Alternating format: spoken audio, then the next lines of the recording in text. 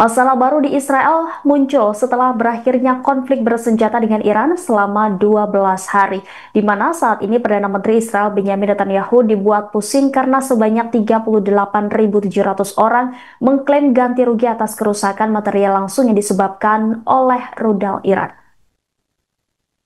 Menurut surat kabar Yediot Ahronot, otoritas pajak Israel juga sudah menerima tuntutan kompensasi tersebut. Di antara klaim tersebut terdapat 30.809 permintaan ganti rugi bangunan, kemudian 3.713 permintaan ganti rugi kendaraan, dan 4.085 permintaan ganti rugi peralatan dan barang lainnya. Sementara itu, situs web Israel, Behadrei Haredim, melaporkan bahwa lebih dari 24.932 klaim diajukan di Tel Aviv, Israel Tengah saja. Kemudian diikuti kota selatan Ashkelon dengan 10.793 klaim. Belum ada perkiraan keuangan yang diberikan mengenai jumlah kompensasi yang diharapkan. Serangan yang diluncurkan oleh Iran melibatkan ribuan drone dan lebih dari 500 rudal, mengakibatkan 15.500 warga kehilangan tempat tinggal, kemudian 28 orang dilaporkan tewas dan lebih dari 1.470 orang lainnya mengalami luka. Meskipun Netanyahu mengklaim bahwa perang melawan Iran adalah keberhasilan strategis, namun tekanan publik semakin meningkat untuk mempercepat proses kompensasi bagi warga yang terdampak. Belasan ribu warga Israel berlomba-lomba membeli tanah di Siprus. Siprus mencatat lonjakan pembelian tanah dan rumah oleh orang-orang Israel, terutama saat perang 12 hari antara Israel dan Iran meletus pada 13 Juni lalu. Kabarnya, Siprus jadi tanah yang dijanjikan jilid 2 untuk Israel setelah sebelumnya Palestina. Laporan politis mengindikasikan jumlah orang Israel telah mencapai 15 ribuan dan mencatat masifnya aktivitas gerakan Yahudi jabat di wilayah Siprus. Surat kabar itu mencatat orang-orang Israel telah menggunakan Siprus sebagai tujuan mereka selama pandemi COVID-19. Selain itu, politis juga melaporkan aktivitas gerakan Yahudi jabat yang mulai membangun banyak fasilitas untuk menunjang kegiatan mereka di wilayah itu. Seperti sebuah sekolah hingga sinagog sudah dibangun di sana. Sementara itu, Stefano, sekretaris jenderal partai paling kiri Akel atau partai oposisi terbesar di Siprus mengatakan orang Israel membeli tanah di negaranya tanpa pengawasan. Ia lantas menuding pemukim Israel sedang merebut tanah di Siprus. Disebutnya, kedatangan Israel kembali di wilayah sensitif dan membeli tanah dapat mengancam keamanan nasional. Ia menyoroti langkah Israel membeli pusat-pusat ekonomi penting dan lahan yang luas di Siprus secara terorganisir.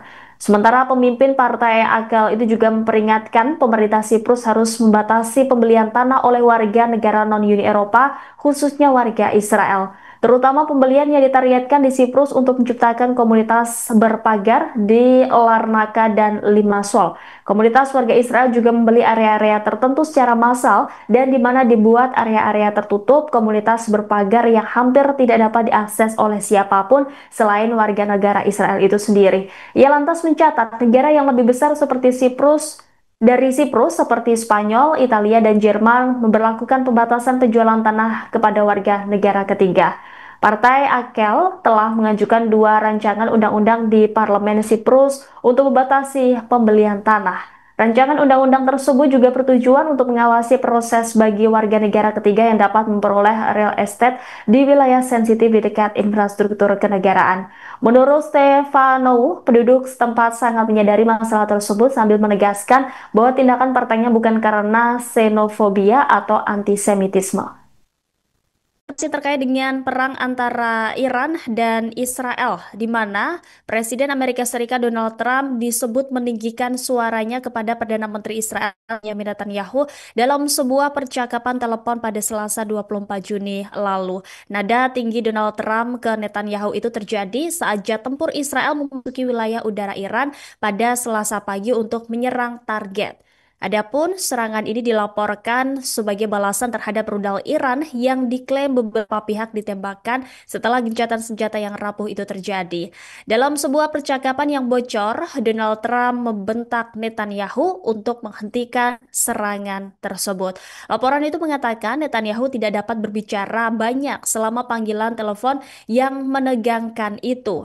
Meski begitu, Netanyahu tersebut berulang kali mengucapkan rasa terima kasihnya kepada Presiden Amerika Serikat Donald Trump. Sementara itu, media The Jerusalem Post menyebut itu adalah pembicaraan yang sulit antara Donald Trump dan Netanyahu. Trump memandang ini sebagai pencapaian pribadi dan menegaskan bahwa tidak ada seorang pun untuk merusaknya. Sementara itu, tak lama setelah panggilan itu, Tribunals jet tempur Israel kemudian menerima perintah untuk menghentikan serangan. Namun, jet tersebut malah menyerang stasiun radar di dekat Teheran. Amerika Serikat juga mengirim peringatan menegangkan kepada Iran melalui Qatar dan mendesak mereka untuk menghentikan tembakan tersebut. Pejabat di Amerika Serikat menyebut bahwa Israel kini tengah kehabisan senjata. Hal ini terjadi setelah berperang melawan militer Iran. NBC News melaporkan bahwa militer Israel kini kekurangan beberapa persenjataan utama setelah perang 12 hari dengan Iran Tribuners. Nah, dua pejabat Amerika Serikat yang tidak disebutkan namanya itu mengatakan bahwa Israel secara khusus telah kekurangan amunisi. Perkembangan itu terjadi ketika gencatan senjata antara Iran dan Israel yang digaungkan oleh Presiden Amerika Serikat Donald Trump. Namun, hingga saat ini belum ada komentar langsung dari Israel mengenai laporan tersebut. Seperti diketahui, Tribunars Amerika Serikat memberikan bantuan militer senilai miliaran dolar kepada Israel setiap tahunnya. Mereka juga dilaporkan turut membantu Israel dalam menembak jatuh rudal yang masuk dari Iran setelah Israel meluncurkan operasi militer yang tidak beralasan pada 13 Juni lalu.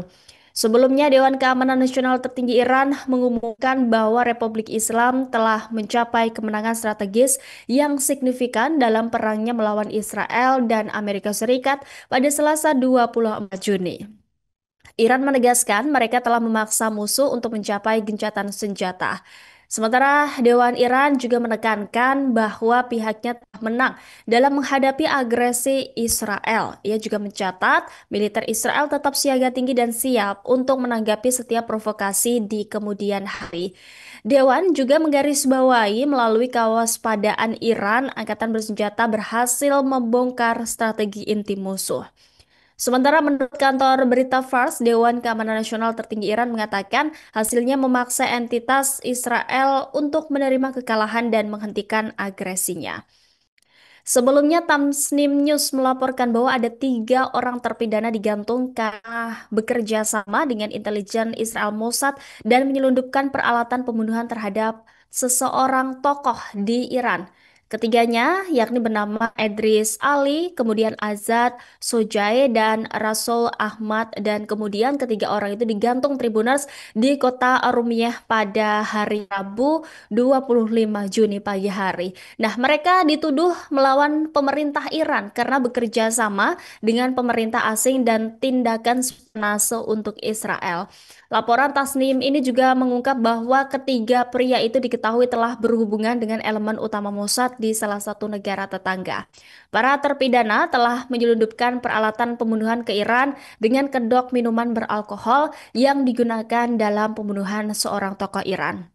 Nah, Tribuners, setelah 3 pria orang dieksekusi begitu di kota Iran, kini terbaru ada sebanyak 700 orang yang dicurigai sebagai mata-mata Israel dan dilaporkan baru saja ditangkap dalam 12 hari terakhir, Tribuners. Dan artinya 12 hari ini adalah hari di mana antara Iran dan Israel melakukan peperangan begitu ya, Tribuners. Nah, selain itu, jaksa di Iran juga telah mendakwa setidaknya 23 orang di provinsi Khuzestan, Iran karena diduga menjadi mata-mata untuk Israel saat pemerintah Iran meningkatkan keamanannya. Nah, para tersangka tersebut dalam kegiatan subversif di provinsi tersebut termasuk mengumpulkan informasi untuk musuh dan kemudian menyebarkan propaganda menentang Republik Islam Iran. Namun, Al Jazeera melaporkan tuduhan terhadap para tersangka tidak dapat segera diverifikasi oleh media independen atau pembela hak asasi manusia. Nah, sebagai informasi Tribuners, Iran dan Israel kini terlibat dalam perang terbuka selama 12 hari, terhitung sejak Israel menyerang sejumlah fasilitas nuklir dan membunuh pejabat militer serta ilmuwan nuklir Iran sejak Jumat 13 Juni lalu hingga Selasa 24 Juni lalu. Nah, terkini Presiden Amerika Serikat Donald Trump juga mengumumkan kedua pihak telah menyepakati gencatan senjata total pada Selasa 24 Juni. Nah, kedua pihak ini baik dari Israel maupun Iran juga dilaporkan telah menyetujui gencatan senjata tersebut. El Al yang merupakan maskapai penerbangan nasional Israel telah memperkenalkan penerbangan pulang pergi bersubsidi besar-besaran pada tanggal 25 Juni yang ditujukan untuk memulangkan warga Israel yang melarikan diri secara massal selama perang baru-baru ini melawan Iran.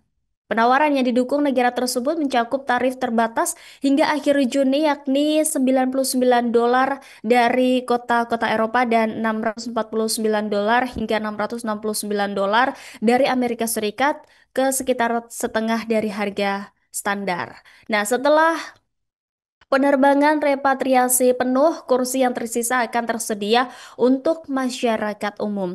Nah, Tribunars, di Siprus kini tempat ribuan warga Israel tinggal, upaya pemulangan darurat terus berlanjut begitu. Nah, kapal pesiar dan penerbangan yang dialihkan telah membawa banyak orang kembali dalam beberapa hari terakhir ini. Namun, para pemimpin komunitas Yahudi memperingatkan bahwa tempat penampungan dan sumber daya sudah terlalu banyak karena orang-orang menunggu penerbangan pulang.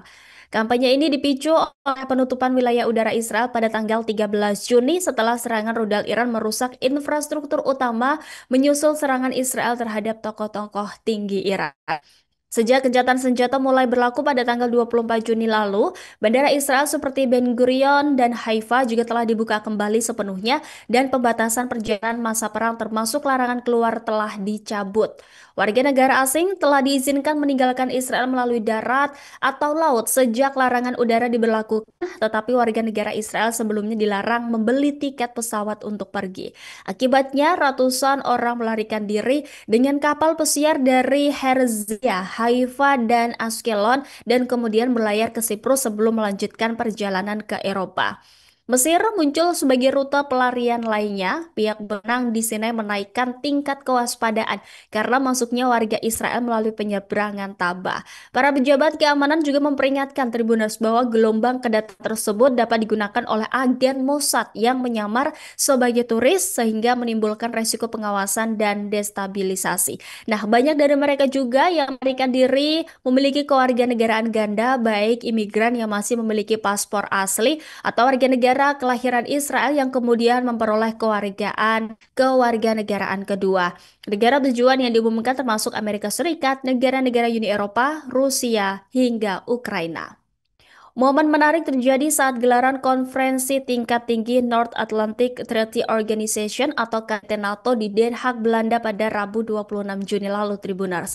Di mana Sekretaris Jenderal NATO yakni Mark Rutte dalam kesempatannya menertawakan perang Iran dengan Israel yang sebelumnya berlangsung selama 12 hari. Nah, ternyata Rutte ini menyebut bahwa perang Iran dengan Israel seperti perkelahian dua bocah sekolah begitu. Nah, bahkan perkelahian itu disebutnya tidak bisa dihentikan begitu saja. Dengan begitu, ia menyebut dibiarkan mereka berkelahi selama 2 hingga 3 menit lalu mudah untuk menghentikan perkelahian tersebut. Ruth kemudian melanjutkan pernyataannya di mana dalam perang Iran dan Israel, Presiden Amerika Serikat Donald Trump kini berperan sebagai seorang ayah dari kedua belah pihak yang sedang bertikai tersebut. Ia mengatakan bahwa berhasil menghentikan perkelahian anak-anaknya meski diwarnai dengan lontaran kata-kata kasar. Ruth turut menyoroti keputusan Donald Trump terkait Israel yang melancarkan serangan ke fasilitas nuklir milik Iran. Dengan lantang, ia memberikan pujiannya kepada Presiden Amerika Serikat ke-47 tersebut. Menurut Trump, keputusan Israel mengebom fasilitas nuklir Iran tepat sasaran. Nah, Iran sendiri juga sudah merespon begitu terkait pernyataan dari Rutte tersebut, di mana juru bicara Kementerian Luar Negeri Iran mengecam Mark Rutte yang mengucapkan selamat kepada Donald Trump atas tindakan agresi militer Amerika Serikat terhadap nuklir Iran. Ia menyebut siapapun yang mendukung suatu kejahatan dan dianggap dia adalah juga terlibat dalam kejahatan tersebut. Download Tribun X sekarang, menghadirkan lokal menjadi Indonesia.